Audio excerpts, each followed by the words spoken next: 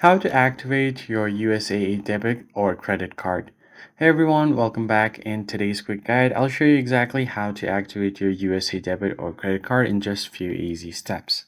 First, once you receive your card in the mail, make sure that you sign the back of the security, and then you can have three simple ways to activate it.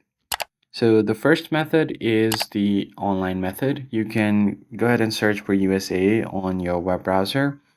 Go to their official site and log into your USAA account.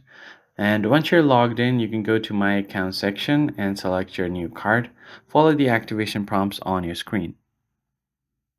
Now, once you navigate through your accounts, you can choose your card and then simply tap on the option to activate your card. The second method actually is to use a phone number, and you can call the activation number listed on your card sticker or follow the automated instruction. Here are the numbers that you can call for credit cards is right up above here, and for debit cards it's down below right here. Then you can just follow the prompts you want. The other thing you can do is use the mobile app. You can just open up the app, sign in, tap on your new card and select activate. And that's it. In under a few minutes, your USAA card will be ready to go.